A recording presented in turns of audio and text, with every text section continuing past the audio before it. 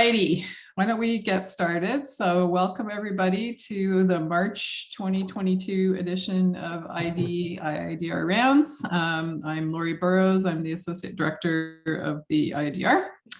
It's my great pleasure today to welcome our speakers, Dr. Kevin Woodward and Dr. Marie Elliot. And I love the title of their combined talk, The Pox and the Clap.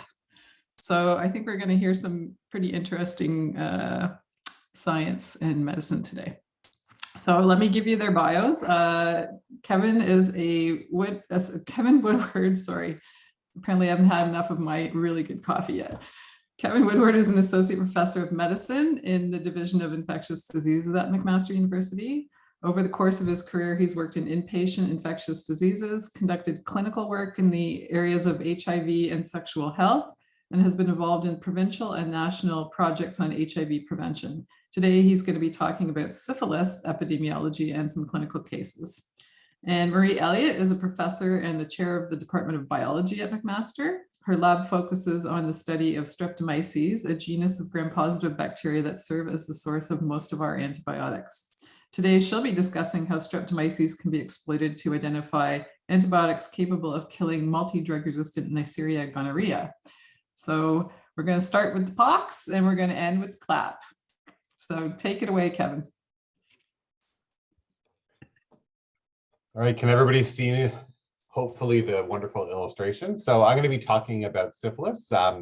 We'll start off with a case and then go through just some basic clinical information and then a bit of a deeper dive into neurosyphilis, which is something that we're seeing increasingly frequently, especially during COVID, as people may go longer without diagnosis. So again, this is the most tame syphilis joke I could find on the internet, but there's no I in team, but there's two in syphilis. Let's see, there we go. So we'll start off with a case. So this is a patient that we saw at St. Joe's a couple of months ago. So it's a 55-year-old gentleman who had developed a rash on his trunk and his legs. This happened back in October of 2021. He was referred by his family doctor to dermatology, who had done a skin biopsy, as the rash seemed to look quite atypical. And the skin biopsy result was very long, but basically comes down to there's lots of inflammation around the vessels and skin, but we're not really sure what it is, but maybe it's leukocytic places, maybe it's vasculitis. There's some neutrophils. So there's stuff going on in the skin, but we have no real diagnosis for you. Because of that, he was actually referred to an internal medicine clinic in November, and he was seen at the St. Joe's Internal Medicine Clinic. And at that point, he was diagnosed with leukocytoclastic vasculitis. They felt that the rash and the biopsy results were in keeping with the leukocytoclastic vasculitis. And this is most often from drugs. So that's the most common cause of this type of vascular inflammation. He was referred from the clinic to rheumatology and was told that this was likely from medications that he was taking. And so they instructed him to stop taking all of the perceived offending medications that this could be. And they treated him with both topical and then high-dose oral steroids. So he got quite a bit of prednisone over the course of the next few weeks. But the rash seemed quite slow to resolve. And with leukocytoclastic vasculitis, usually if you remove the offending drug and give it prednisone, it kind of melts away quite quickly. So this was a bit atypical that the rash was taking a lot longer to resolve than usual. But it wasn't really causing him any problems. It wasn't painful. It wasn't itchy. It was just sort of there. Talking with the patient later on when I saw him, he just kind of wanted to know what it was and wanted it to go away. So I was actually involved later on because this was a patient of mine who was already on PrEP. So this was a guy that I've been seeing for a number of years for PrEP, which is, again, pre-exposure prophylaxis for HIV. It's specifically indicated in people who have a high baseline risk of HIV acquisition. So gay, bisexual, and other men who have sex with men is one of the large groups. And not to give it away, but I think we already know what this is about. Syphilis is very common within that group. When I saw him in clinic, his rash was actually resolving. Unfortunately, between the time when I saw him for his last visit in September, the rash had developed, but I hadn't heard about any of these appointments or any of the things that were happening. So by the time I saw him, he had sort of no rash left, faded lesions on his abdomen and back, very minimal lesions on the extremities. And so what I had said to him was, well, I don't think this is leukocytoclastic vasculitis. We need to do STI tests in you because that's what it could be. He had actually been told that the offending medication was the tenofovir he was on for his PrEP. And I think this illustrates what often we see in medicine is whenever somebody's on a medication that I don't recognize, I'll say that medication is the problem. When you do a deep dive into the literature, there's only ever been one case reported of leukocytoclastic vasculitis secondary to tenofovir, and that was in a HIV-infected patient who also was undergoing a renal transplant, so very immunologically primed. But really, leukocytoclastic vasculitis with tenofovir is not a clinical entity that we tend to see.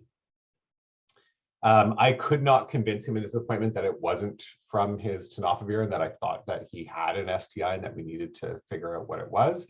But regardless, we sent off testing and serology. And not surprisingly, this gave us the diagnosis. So his previous syphilis serology, when I had seen him in his last visit in September 2021, was non-reactive. For patients who are on HIV prophylaxis, we do syphilis serology every 3 months when they come for a visit, in order to try and catch any syphilis infections that occur. And during this whole workup, despite the fact that he was on HIV prophylaxis, that he was in a high-risk group, no repeat serology was performed by any of the other physicians who saw him. And I think really syphilis was not on their mind. It wasn't on their radar. They were thinking of the sort of regular internal medicine, rheumatology, and derm things that would cause a diffuse rash, but not really thinking of syphilis. So we did obviously syphilis serology at this visit in December, and it was positive. So no shock there. He had a positive screen with a RPR of 1 in 128, which is quite high, and a positive confirmatory screen. This was, during the beginnings of Omicron in December. And so as a lot of clinicians know, the public health lab has become incredibly slow. So usually it would take us between 3 to 5 days to get a syphilis serology back. This one took a little bit over a week. And so right when we got the serology back, we called him and said, you have syphilis, you need to go and get treatment immediately. Unfortunately, during that period of time, when we called him to tell him about the result to go and get treatment, he also was complaining of blurry vision. And so that set off some alarm bells for us. He was brought to Emerge and also seen by ophthalmology, who confirmed some iritis. And he was actually started immediately on IV penicillin for 14 days. And that was for the treatment of ocular syphilis as well as potential neurosyphilis. And slowly over the next couple of weeks, his vision returned to normal, his rashes resolved, and clinically now he's doing totally well. And so I felt, this case really illustrated a couple of things. So number one, we always think of syphilis as the great pretender. It can mimic a lot of other diseases, and the list of the differential for the syphilis rash is about 15 pages long. And the second thing is, I think if you're not thinking of a diagnosis or you don't have something in your mind related to possibly syphilis, you'll miss it because it's not at front of mind for a lot of clinicians as we're going through our patients, unless it's something that you've seen quite frequently. So just to remind everyone what things look like. So on the left, you can see what the typical rash of secondary syphilis looks like. It's sort of a flat maculopapular rash that's usually quite diffuse on the trunk. People always think that, palms and soles are the one thing we remember from medical school about syphilis. And while you can get the syphilitic rash on your palms and soles, which is very atypical for most other rashes, only about 25% of patients with secondary syphilis will have a rash on their palms and soles. So the lack of rash on palms and soles does not rule out syphilis at all. So I'm going to move on and talk just really briefly about a couple of entertaining history of syphilis points, just because I like it and I find it fun. I'm going to talk about some of the recent changes in syphilis epidemiology, and then really look at neurosyphilis eye disease after we talk a bit about the diagnostic tests and where some of our gaps are in diagnosis. So if we look back at the history of syphilis, so this has been described, in paintings and art. If you ever want to Google syphilis art, there's a lot of quite horrible paintings that were done in, the 15th and 16th centuries. But the first clear description of syphilis was described in the 16th century in the Breviary of Health, which was published in 1547. And I find it very entertaining because, they as they go through it, they talk about the name of syphilis. So in English, morbus gallicus or syphilis is named the French pox. When I was young, it was named the Spanish pox. There may be many kinds of pox. So really, we just blame it on whatever other country we're not in. So if you're in France, you call it the Spanish pox. If you're in Spain, you call it the French pox. But it's somebody brought it to you horribly.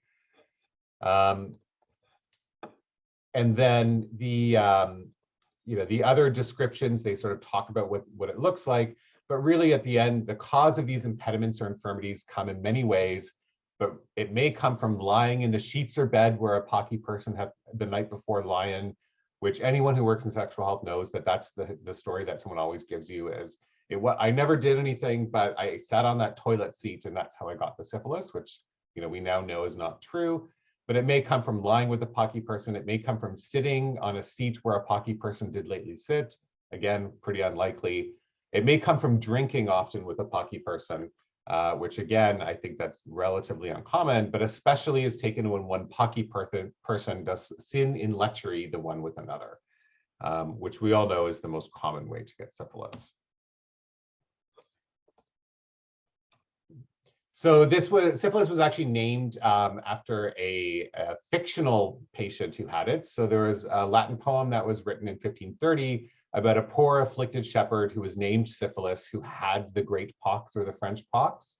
And then it became, I guess the poem was the meme of 1530. It became so popular that people started to refer to the disease as syphilis, as opposed to the French pox or the Spanish pox or the great pox.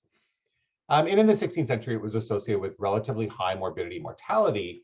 But now the quote unquote mild disease that we see, not really clear if it's a result of host adaptation or a change of virulence or a combination of both. And then finally, in the misadventures of syphilis, and this will cross over a little bit with the next talk. So in the 1700s, there was a Scottish anatomist and surgeon named John Hunter, who hypothesized very incorrectly that two diseases could not exist simultaneously within the same organ. And so they felt that syphilis and gonorrhea were different symptoms of the same sexual illness. So in order to prove his point, he decided, as all 17th century surgeons did, to experiment on himself. So he used a lancet to puncture his penis after having dipped the lancet in the lesion from a prostitute. He had very bad luck. So the prostitute from which he obtained a specimen, unfortunately, had both syphilis and gonorrhea. So when he developed symptoms of both, that led him and other physicians to believe that they were the same disease. And that really persisted for quite a period of time, that people felt syphilis and gonorrhea were just different manifestations of the same illness. There is a lovely poem, which I won't read out altogether, but if any of the students or residents want to memorize this basically tells you every single stage of syphilis that you need to know. It was written by an unknown author in the 20s, probably because whoever it was didn't want to take credit for the poem. But it goes through the primary stages, makes a little nod to the French pox again as whatever they call it in Paris, but talks about all of the different manifestations that you can have in syphilis. So it's a fun poem to memorize if you're ever wanting to memorize a 1920s poem to remember about syphilis. And then in 1906, Wasserman developed a complement fixation blood test. This was first done using an extract from the liver of a syphilitic stillborn baby. And they started to use this test to look at large cities such as Paris, Berlin, and New York to try and get the extent of what syphilitic disease was within the population.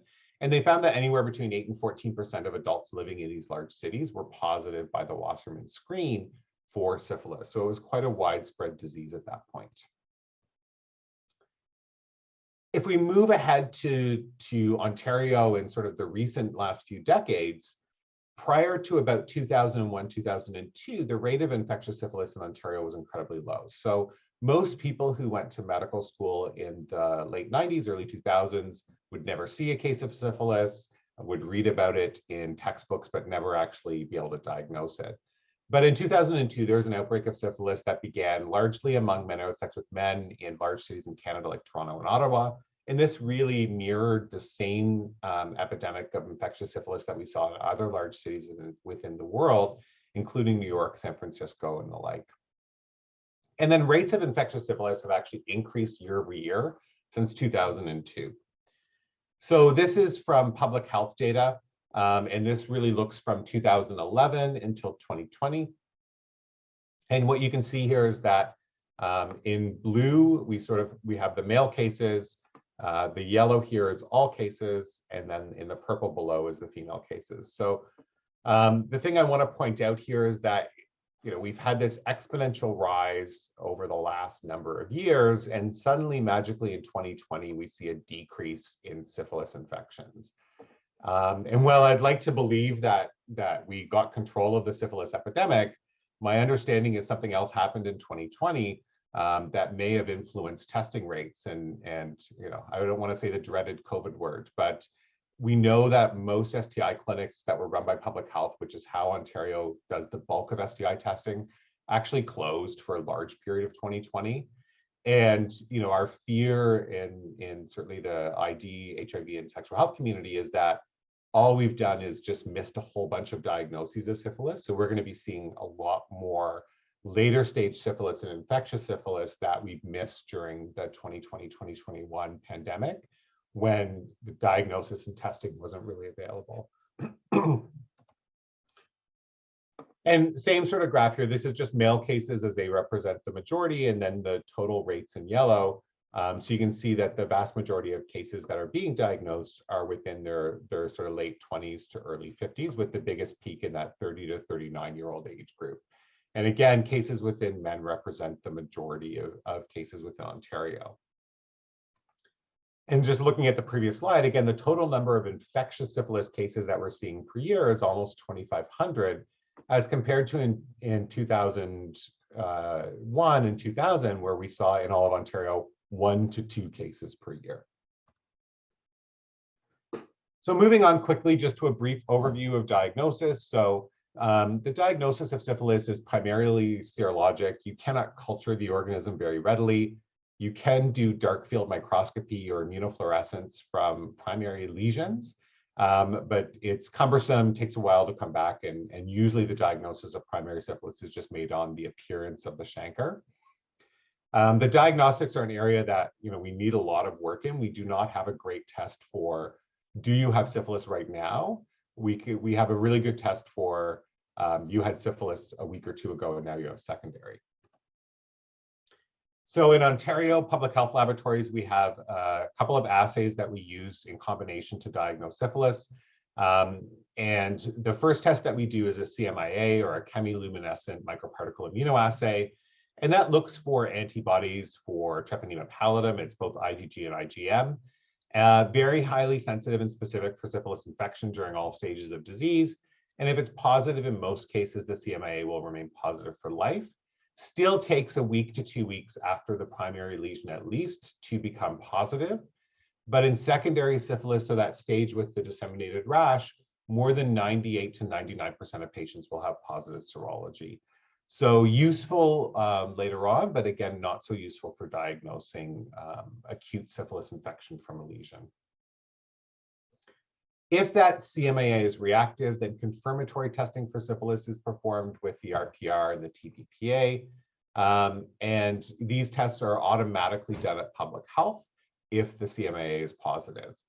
So the RPR, or the VDRL, as we all know it, the Venereal Disease Research Lab test, these were previously used as screening tests, but now they're done as confirmatory and monitoring tests. The reason for this is that they're very commonly falsely positive in a wide variety of immunological diseases, such as lupus, rheumatoid arthritis. And that's because this is a non-treponemal test. So it doesn't look for syphilis itself. It looks for a cardiolipin lecithin antigen complex that is released from host tissues as you have inflammation from the organism. This is available in titers, so we can follow the response to therapy. And really what you're looking for is these tests to become non-reactive 1 year after successful therapy in primary, 2 years after successful therapy in secondary, or by 5 years after successful therapy in late syphilis.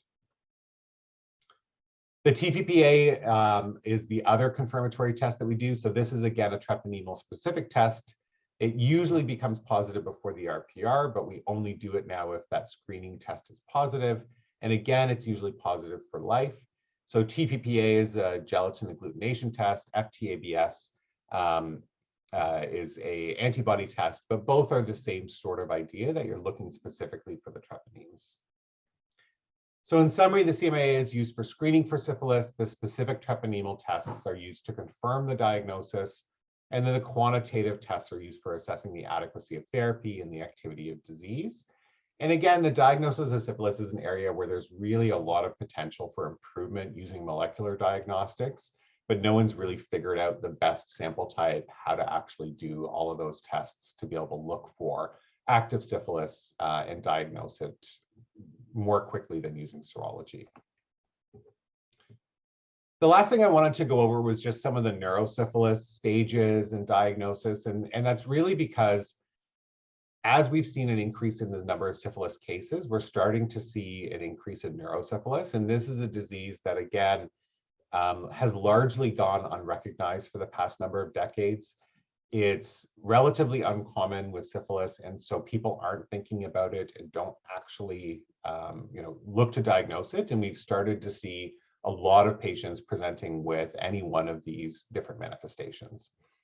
So neurosyphilis is really divided into 5 groups of infections or syndromes, and these may overlap, but usually they're thought of as being separate syndromes that people can present with. So you have asymptomatic neurosyphilis, syphilitic meningitis, meningovascular syphilis, general paresis, and Tabi's dorsalis. So in asymptomatic neurosyphilis, usually these are patients who may have secondary syphilis. If they get an LP, they will have CSF abnormalities. So the most common is pleocytosis, and usually that cell count is anywhere between 10 to 50 within the CSF. Protein elevation is relatively common. They may also have a reactive BDRL, although that is not the best test and can often be negative in neurosyphilis, or a positive FTABS. So all CSF that's sent to public health for syphilis serology now has a BDRL performed as well as an FTABS on the CSF. The diagnosis of asymptomatic neurosyphilis necessitates an absence of signs or symptoms of neurologic disease. And many untreated patients with secondary syphilis, anywhere from 5 to 10% from the literature, will actually have an abnormal CSF test if you do an LP in the absence of any symptoms. So this is probably a lot more common than we think. But generally, if they're totally asymptomatic, even if you don't treat the neurosyphilis, if you just give them their injections of penicillin, most patients resolve without any therapy at all. Syphilitic meningitis, by contrast, can present as the typical aseptic meningitis, so headache, photophobia, some neck stiffness. But when you do the LP, nothing grows in the culture. Usually your PCRs for HSV and those sorts of things are negative. This occurs within the first year of infection, but may occur at any time after the primary stage, but is most common, again, in secondary disease, so that stage where there's dissemination of syphilis throughout the body, including the CSF.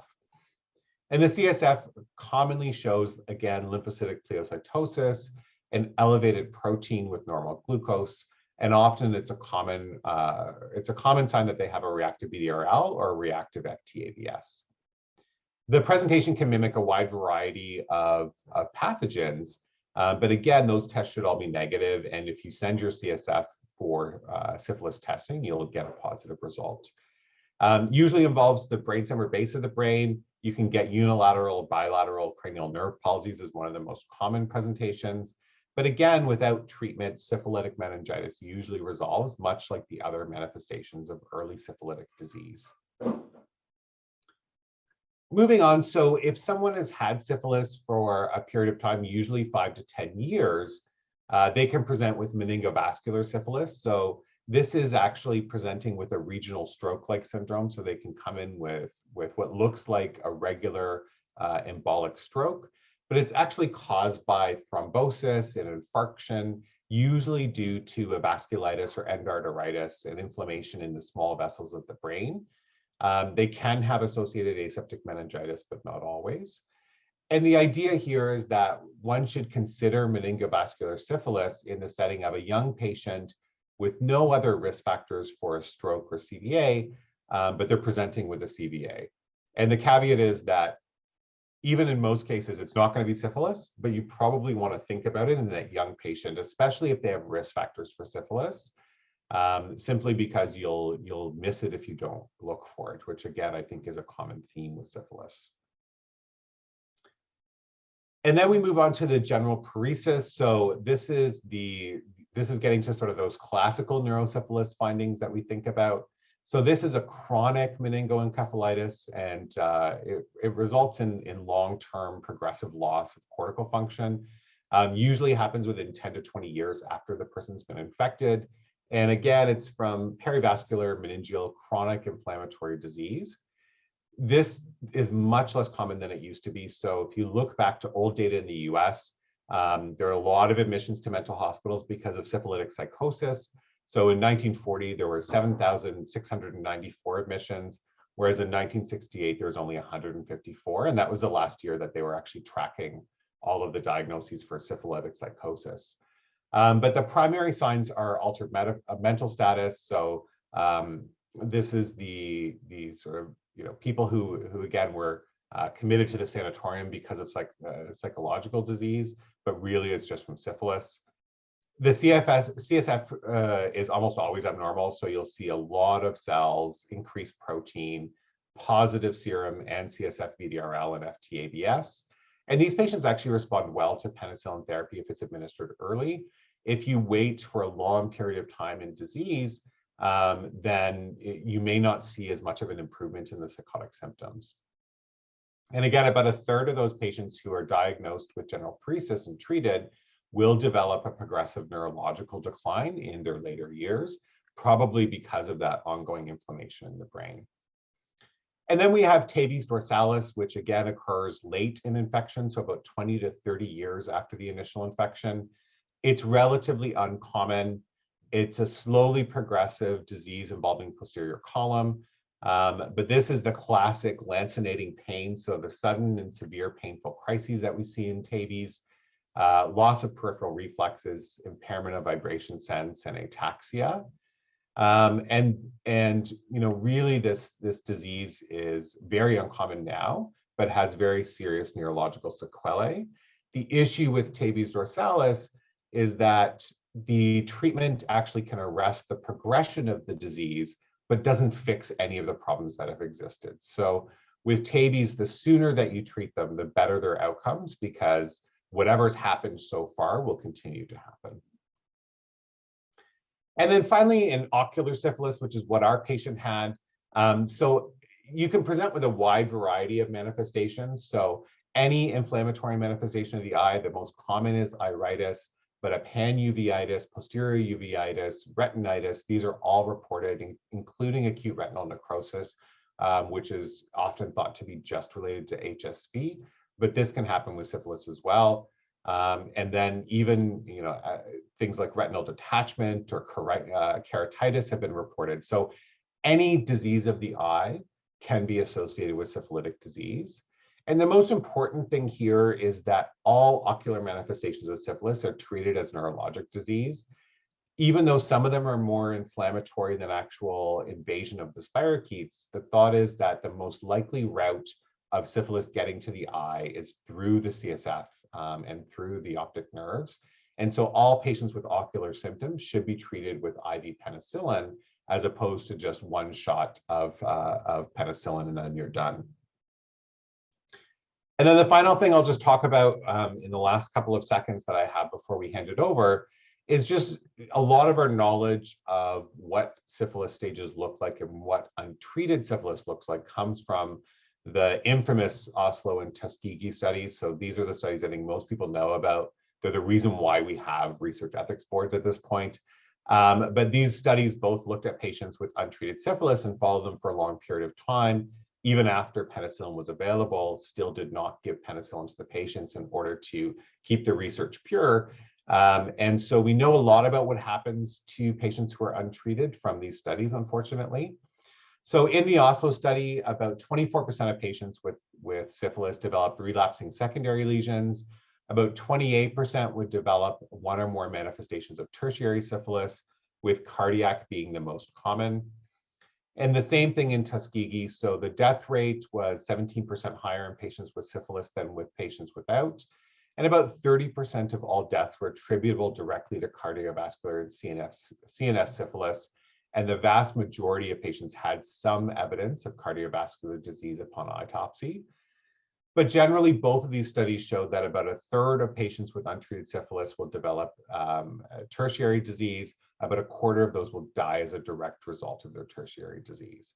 So treating syphilis, neurosyphilis, and all of these manifestations as early as possible is incredibly important to make sure that we don't progress on to more destructive forms of syphilis. And so again, going back to the case, I think the most important thing is that we all put syphilis on our radar, try and think about it as a diagnosis. And then from a lab standpoint is trying to develop better tests to be able to rapidly diagnose syphilis in the early stages and not reacting to serology that's often 3 or 4 months down the road.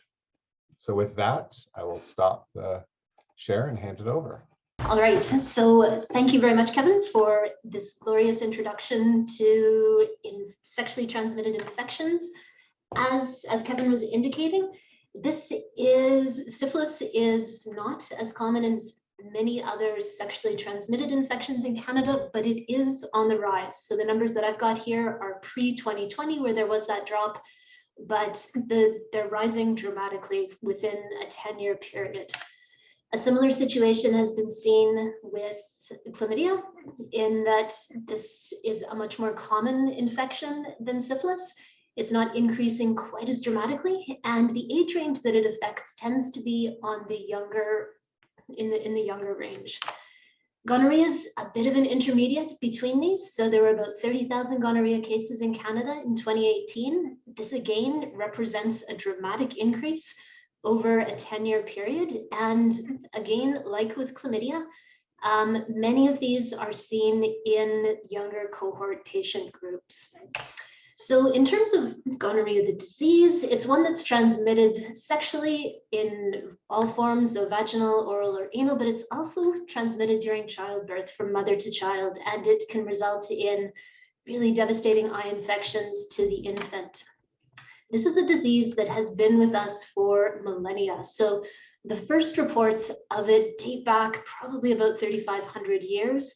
And the gonorrhea name itself comes courtesy of the physician Galen, who coined the term in 150 AD. And the gonorrhea name comes from gono for seed and rhea for flow, and alludes to the unwanted discharge of semen, which is a common characteristic amongst men who are infected.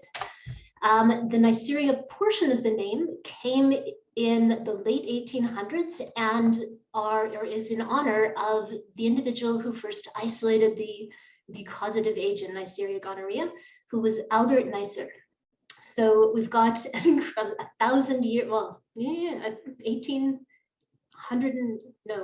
1800-year window between the genus and the species names. So this has been with us for a really long time. In terms of the disease, for men, it can be exceptionally uncomfortable. So you've got burning sensations during urination. Again, you've got this discharge that gave gonorrhea its name in the first place. And complications can lead to inflammation of the epididymis and ultimately can increase your risk of prostate cancer. For women, often this is an asymptomatic disease. For those who do have symptoms, it could be a range of different phenomena: vaginal discharge, abdominal pain, pain during intercourse, but complications can be life-altering in the form of pelvic inflammatory disease, which can lead to either infertility or ectopic pregnancy. So Gonorrhea is also known as the clap, and where this name came from seems to be a little bit controversial. There's some reports that it's a result, or it's been dubbed this courtesy of the clapping sensation experienced during urination. Others blame it on the French. I'm not sure why the French get the poor rap in many of these STDs. But the name is, the origins are not as clear as it might be otherwise. Thinking about the microbe, this is a beautiful organism. So again, it's caused by Neisseria gonorrhea, also known as gonococcus. It is a gram-negative bacterium, so it's surrounded by the outer membrane, which makes penetration by antibiotics more challenging than for many gram-positive bacteria.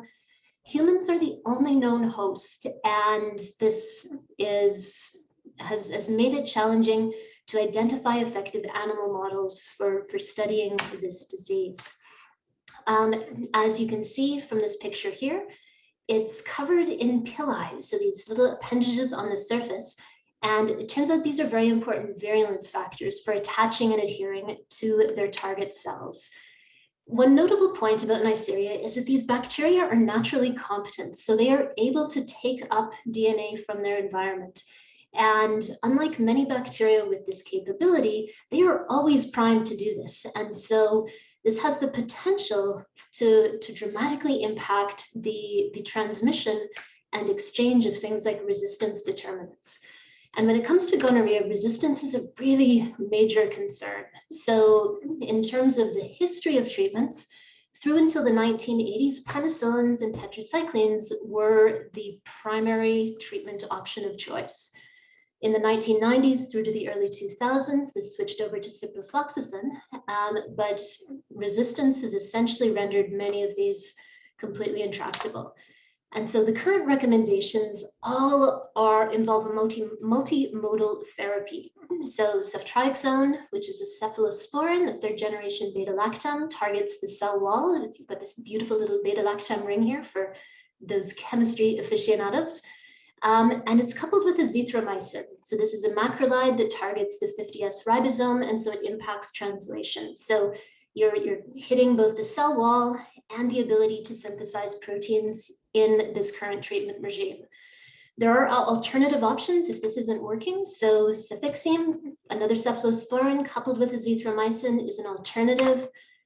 Gentamicin, an aminoglycoside, again coupled with azithromycin, is used in some instances. And as a final option, it appears that there is the option of gemifloxacin, a fluoroquinolone, much like ciprofloxacin, which targets gyrase or topoisomerase, and as a result impacts DNA synthesis, again in conjunction with azithromycin. So on the plus side, there's not been a lot of ceftriaxone resistance identified, at least within Canada. It looks, the numbers that I had seen suggested that there was a decrease, in fact, over the last 4 years. In contrast, there is some concern about azithromycin. So currently, or at least in 2017, somewhere between 3 and 4% of isolates in Ontario were considered to be resistant. And this involves an MIC that's at or above 2 micrograms per mil. So this is all suggesting that where the treatment options are leaving us in a tenuous position. Ceftriaxone is effective, but if that goes down in terms of efficacy, there's not a lot of other options that are available. And so it's important to be identifying new potential antibiotic candidates that could be used in treating this disease. So this is where Streptomyces can come into the picture. So these are, for those of you who don't know them, they are beautiful bacteria. They are complicated. They smell amazing, and they are enormously beneficial. So they make the vast majority of naturally synthesized antibiotics, and so they have had enormous impacts on both medicine and agriculture. When genome sequencing became a very common phenomenon, it became possible to identify the potential regions or potential genes that would be able to encode new antibiotics. And this comes about because of the fact that the genes that direct the production of antibiotics are clustered together on the chromosome. So every arrow here is representing a gene.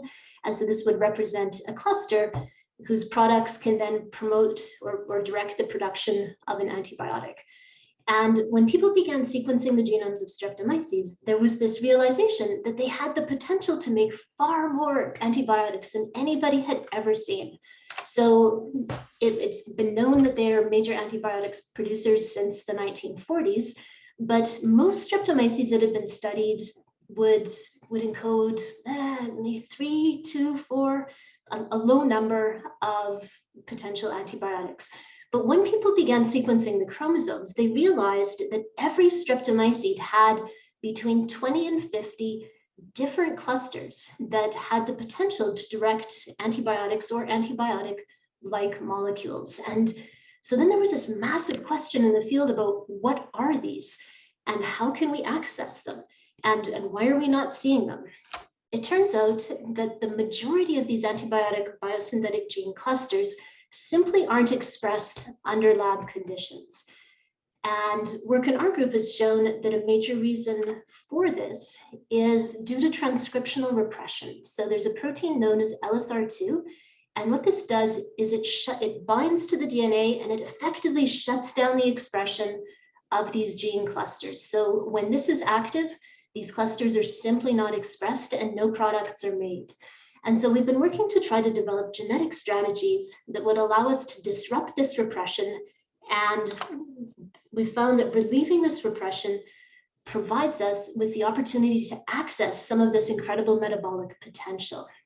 And so we've been going about this in a relatively simple sort of way. We've tried to make the process as streamlined as possible as we were testing out whether this proved to be a reasonable strategy. And so we started using wild Streptomyces isolates. So these are ones that have been isolated from the soil and haven't been characterized. And we looked for ones that didn't have any obvious antibiotic activity in the lab. We then introduced our genetic construct that would allow us to eliminate LSR2 repression. And we then rescreened those strains to see if they now produced antibiotics.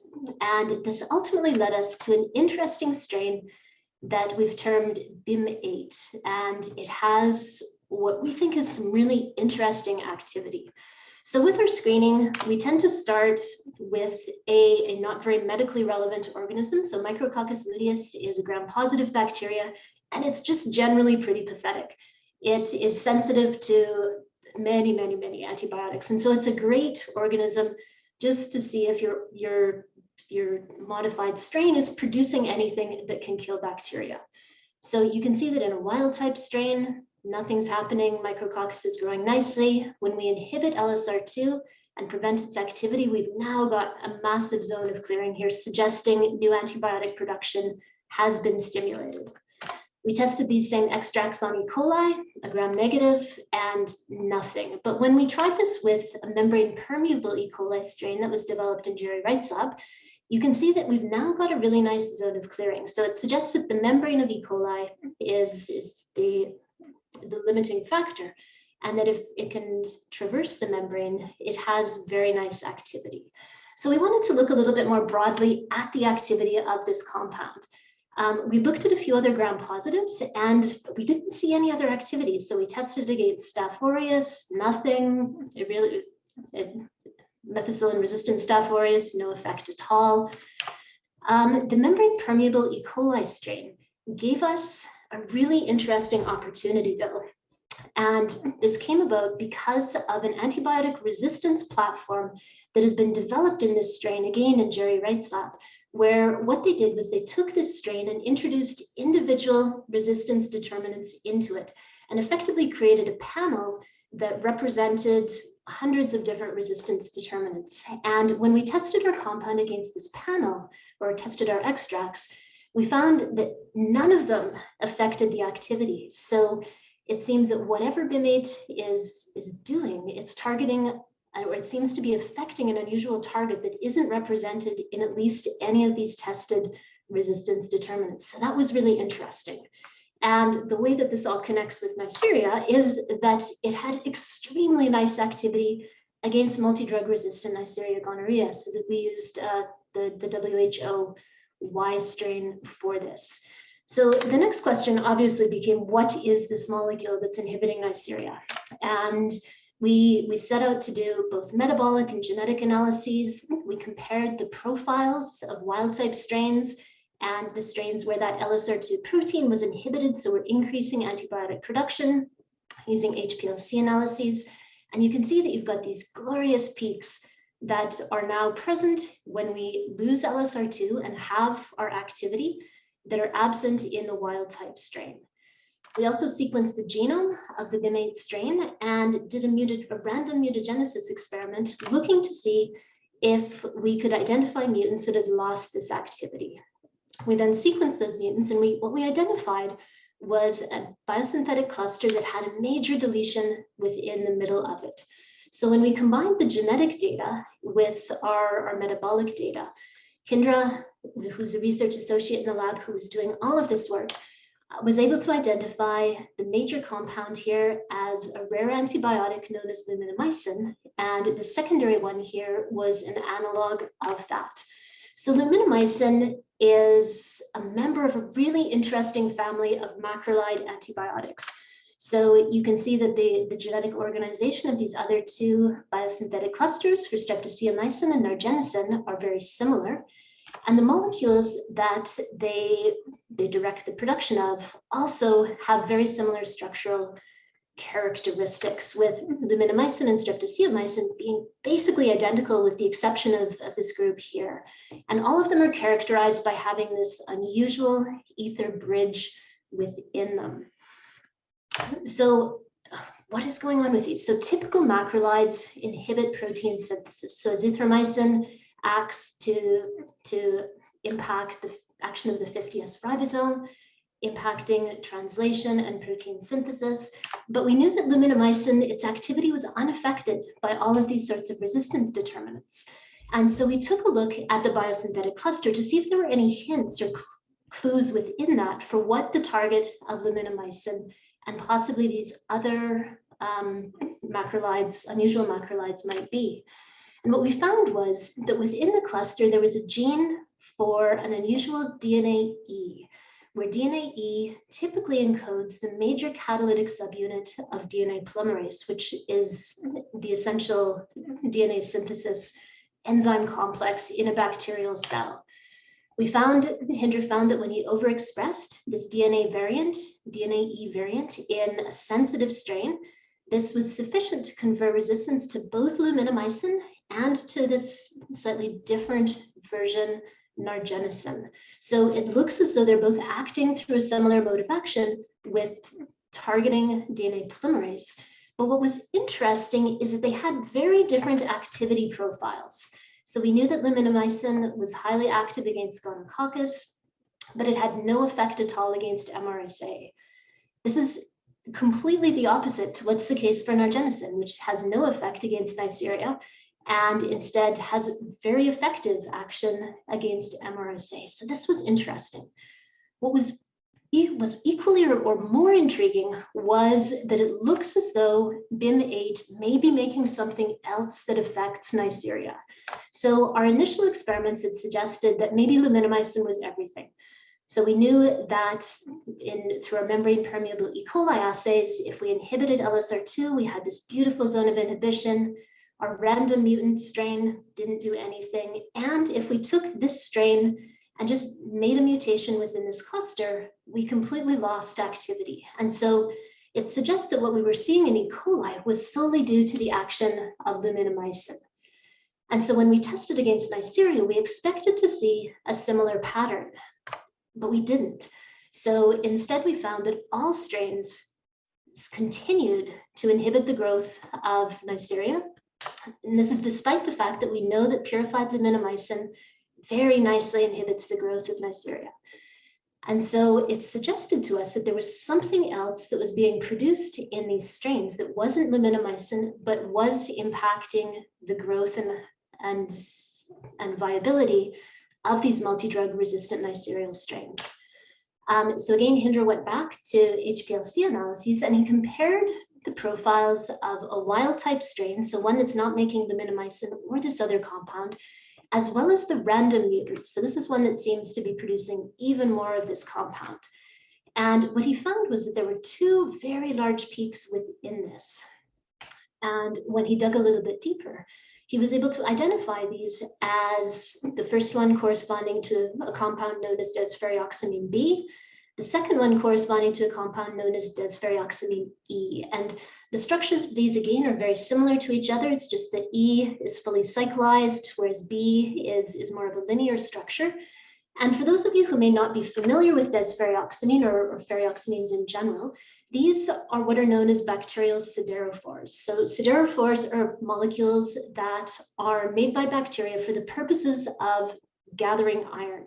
So they're secreted from the cell, they bind iron, and then they're taken back up into the cell, given that iron is an essential nutrient for all organisms. We wondered whether desferrioxamine B both was indeed what was responsible for leading to this zone of inhibition, and if this antigonococcal activity was due to an iron starvation effect. And the answer to both questions was yes.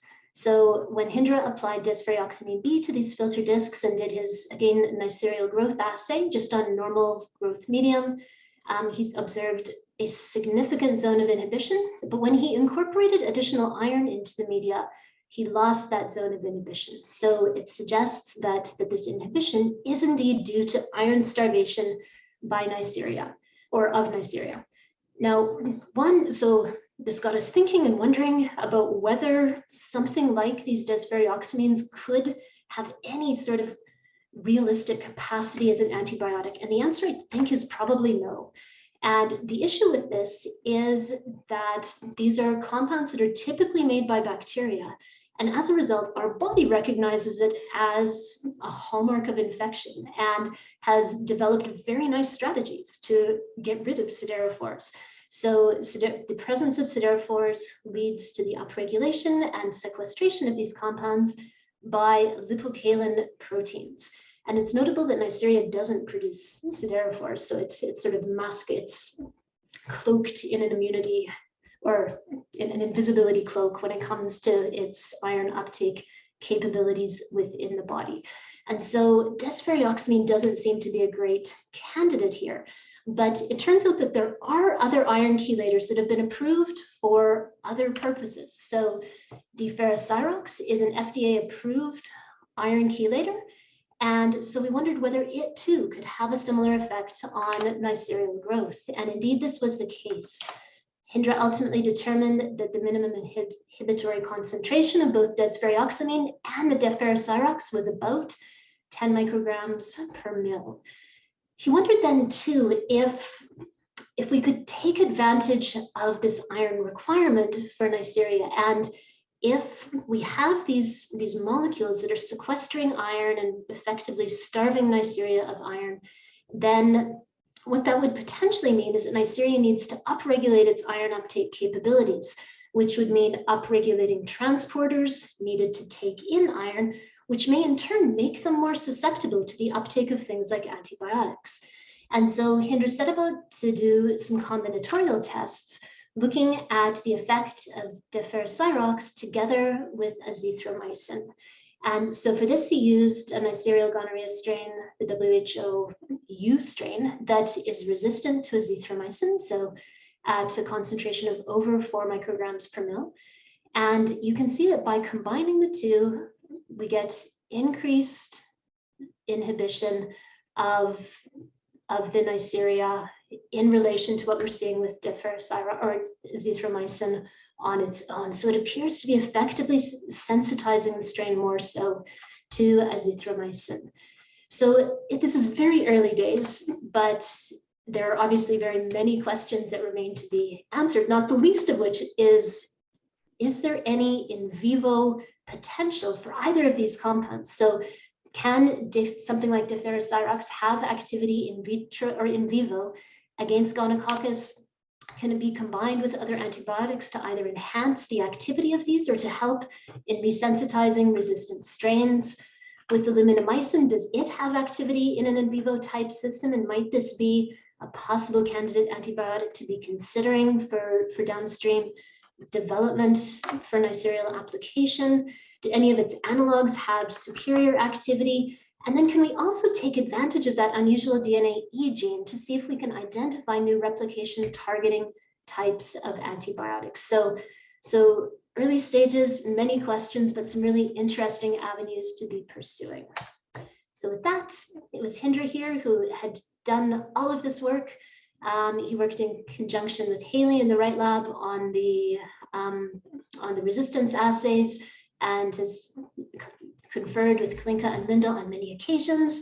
Laurie, Derek, and Victoria were very useful, and Jake for conversations along the way. And I'd thank David Braley Center for funding this preliminary work and would be happy to take any questions. Thank you, Marie, and thank you again, Kevin. We'll take some questions now. So there's a question in the chat for Marie from Eric Brown. He asks, is there any synergy between the two antibiotics, desferoxamine and luminomycin, that are produced? Great question. We haven't yet tested that, but Hinder's got a long list of antibiotic combinations that he's looking at working with the desferoxamine. So that's on the list of to do in the next week or two. Great question. Great. I have a question for Kevin, actually. Let me look at my notes here. This patient that you talked about, you said his serology was negative in September. Why was that? Presumably he was already infected at that point. Yeah, so this is the other problem with syphilis serology is that when you have primary syphilis, it takes at least a couple of weeks for even that CMIA to become positive. And so, you know, my supposition is he probably got his syphilis either just before or just after that blood work was done in September. His rash presented in mid-October. The secondary syphilitic rash happens anywhere between 4 to 6 weeks after infection. And so, you know, it's certainly possible he got it after that test or right before. And so with syphilis serology, we're often kind of chasing things as opposed to many other infections where we do a culture and say, you've got this now and we're going to treat you now. And that's one of the challenges in diagnostics is again, you know, coming up with a better way to diagnose, you know, syphilis in acute disease than waiting for serology to come up. Mm-hmm. Okay, there's a question for, I guess, either of you. Why does every single combination used for gonorrhea have azithromycin in it?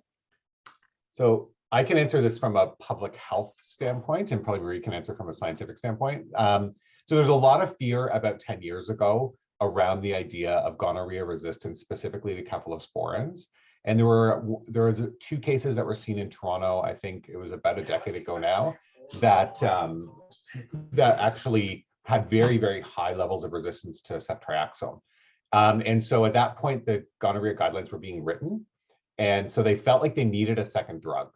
And azithromycin at that point was quite susceptible. So when you look at the last 10 years of antibiotic resistance, those 2 cases were kind of a blip. And our level of ceftriaxone resistance right now within Canada is very low, less than 1%.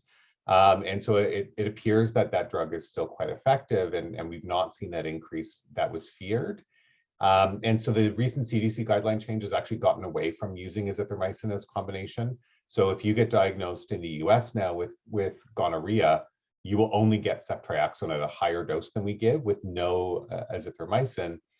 And really probably the addition of azithromycin for everyone just promotes more resistance because it is usually a single point mutation in order to become resistant to the macrolides.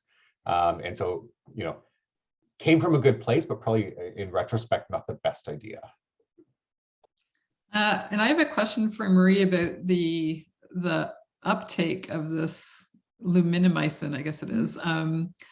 You had to use a really permeable strain of E. coli to get the drug in, but Neisseria, which is also gram-negative, doesn't seem to have an issue with uptake. Why do you think that is? I don't have an answer. So I haven't had a chance to dive into the biology of the Neisseria membrane quite as deeply as I would like, but I've wondered this as well. And whether it's that it is more permeable naturally relative to some other gram negatives, I don't know. Or if it's simply expressing transporters that the luminomycin is able to take advantage of for the uptake. But I find it really interesting that the luminomycin works, but the nargenicin doesn't, suggesting that there's sufficient differences there that it can discriminate with that. Yeah, great question. Could that be at the level of the target though? The DNA, if it's DNA polymerase, are they different enough that would give you differences? So I mean, they both appear to be targeting DNA E.